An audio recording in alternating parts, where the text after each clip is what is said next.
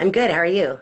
I'm doing good. I'm doing good. I'm Mello from Inkgeeks. I got the whole crew in here. Matthew's here also. Okay. Hi, Matthew. All right.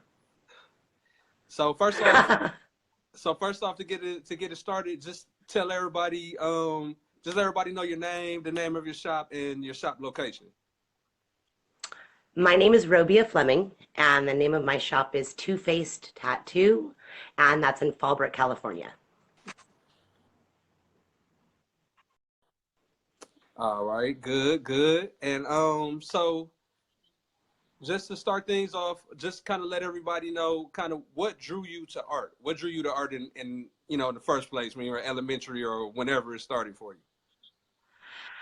Yeah, I mean, I guess when I was a kid, I drew. Um, it wasn't really something I did my whole life, though. It wasn't like I was one of those kids that drew and drew and drew and was super into it. And it really wasn't like that for me. Actually, I was more crafty, I guess, as a kid, and I did a lot of jewelry making and little crafty stuff like that. So it's the Okay. art's always been there for me. And I guess in some ways I've always been artistic. I tend to do more when I was younger, and even now today I do a lot of creating. Um, I like to repurpose furniture and random projects, macrame and weird other little crap. So tattooing art didn't happen for me until years and years later. Okay. So what got you interested in tattooing? Like when did that interest spark for you? It actually it happened kind of by accident. It wasn't something I ever thought I'd do until I did. I came around the industry when I was about 13. I met a girl, Sheila Monty, and her dad was Gil Monty of Tattoo Mania in Hollywood. For the old schoolers, they'll know who that is. And I hung around that shop when I was a kid. And then I went off and did corporate America and all that until I was in my early 20s.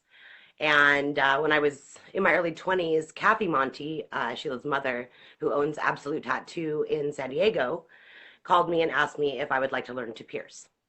And I absolutely accepted. You don't get offered the opportunity to get into this industry too often. Hmm. Um, so I took it as a piercer.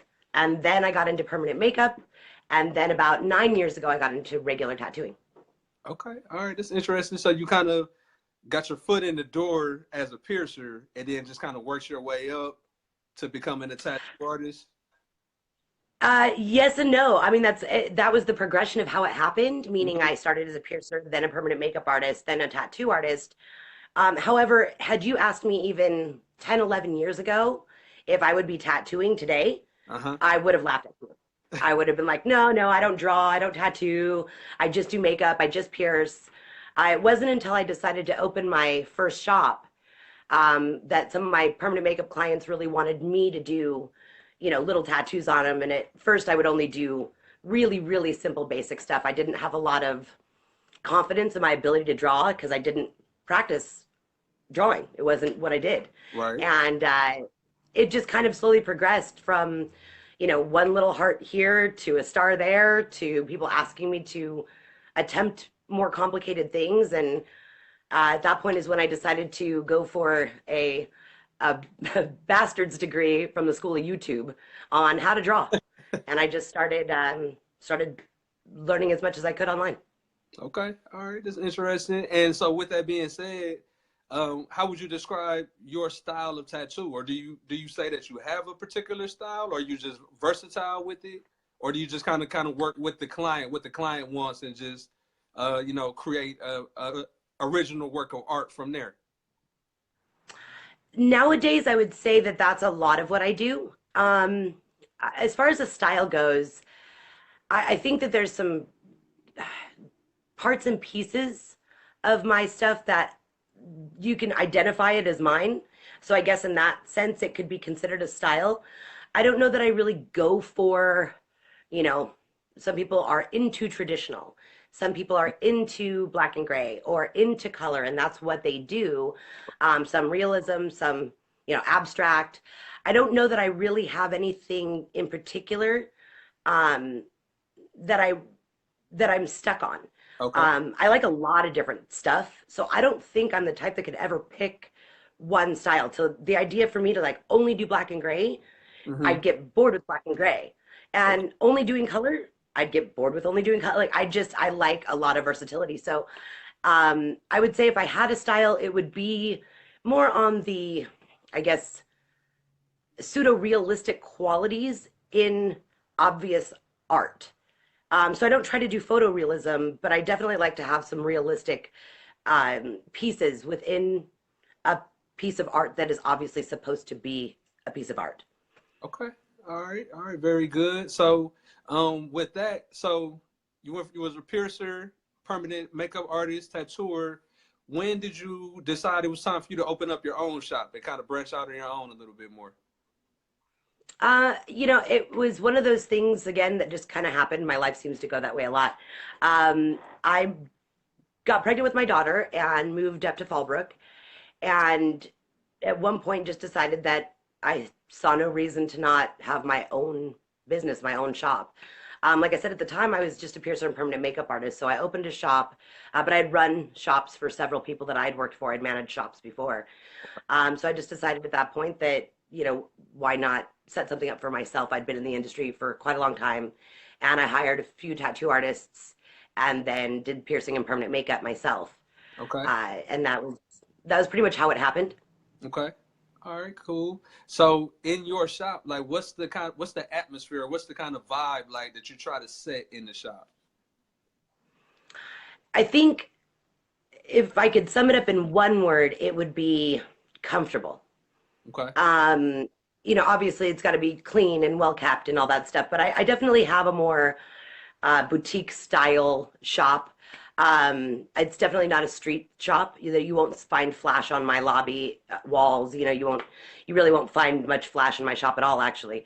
Hmm. Just reference materials. And I would say that the biggest goal for me in having a shop is having all walks of life, be you 18 or 50 or whatever subculture lifestyle you're into, Right. you can walk into my shop and feel comfortable and feel like you can talk about what you want and not feel threatened or Hmm. I guess threaten's a strong word, but yeah, just comfortability and a place that people can come and actually feel like they're gonna get uh, a valuable piece.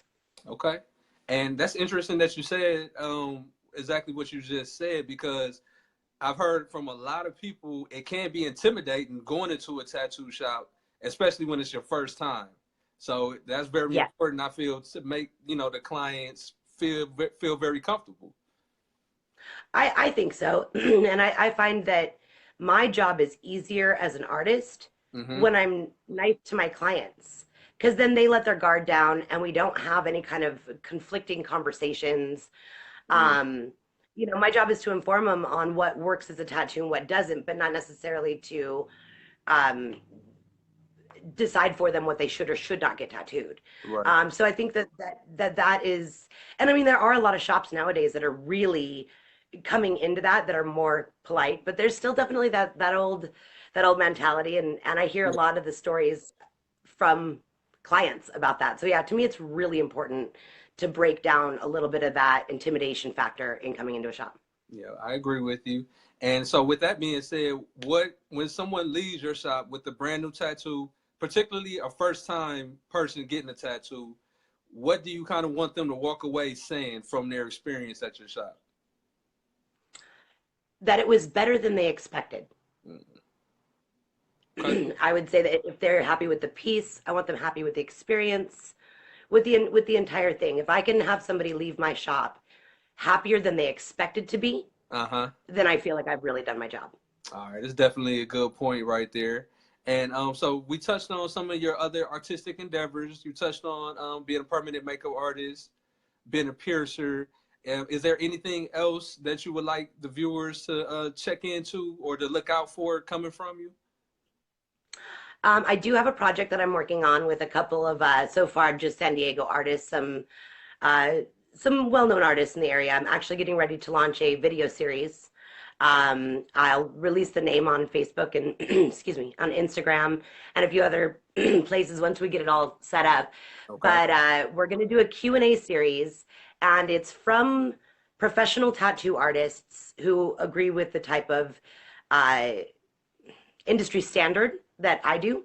Okay. And we are going to do a informative series for the client so that they can feel a little bit more comfortable and have some questions answered that they don't already have out there. We get, as tattoo artists, asked a lot of the same questions every single day Right. from different people. And it seems to me that this information should be readily available online for you to look up and hear an in-depth answer to these questions from professionals. Mm-hmm. So I do have a 10 episode series that I'll be launching this summer, and everybody can look out for that.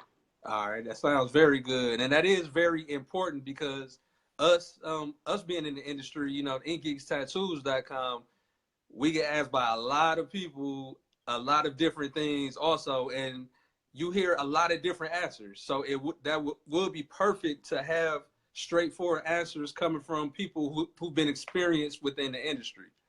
So we all Yeah, definitely look and forward to that coming from you. absolutely. And that's why I'm actually interviewing so many other artists, because it's not necessarily about me and just my opinion. Mm-hmm. Yes, my opinion's valid. I've got 16 years in this industry. Of course, I have a valid opinion, but my way isn't always necessarily the right way. And each artist has their own perspective on how they like to work and how they like to answer those questions for their clients and inform their clients. So that's why I think it's super important doing this project, having many professional voices Right. speak about how they conduct their business so people can really get a better idea of what to expect. Yeah, and that is a good point. Also, just having a broader perspective, but a broader professional perspective on that type of stuff. So we definitely Yes, yes. look forward to seeing that once you get that launched. And finally, the last question I have for you for today was, what would you hope to see evolving from the tattoo industry? Where would you like to see the tattoo industry evolve to, I should say? I don't know. I mean, I think it's kind of going its way as it is. I guess, as I talked about before, things in my life have always just kind of happened the way that they've happened, and it's always been really positive. I think if, at least from my perspective in the industry that I portray, or my experience within the industry, I think it's actually going in a really awesome direction. I don't know that any of us 15 years ago would have really seen, Miami Ink and these big tattoo TV shows popping up the way that they did. True. And it's got some negative connotation, but it's got a lot of positive stuff with it too. So I think, the more and more you see artists, um, and other supporters of the industry, in like in your case, Mm-hmm. doing something to positively better the industry. And I think as long as it keeps going in a way that is happy for clients and happy for artists, Right. then let it naturally evolve into whatever it decides to be. Right. I agree with you. I think that's the perfect way to cap the interview off for today. Thank you very much for allowing us the time to be able to chat with you. Definitely gave us a lot of insightful things. So again, for anybody who's on their way to the West Coast or who already live in California, where is your shop located at again? It's in Fallbrook, California, which is the North County of San Diego. All right, sounds good, Robia. We'll be in touch with you, and good luck on your all your endeavors coming soon. We'll be in touch very soon. Okay. Thank you. Have a good one. All right, you too. Bye.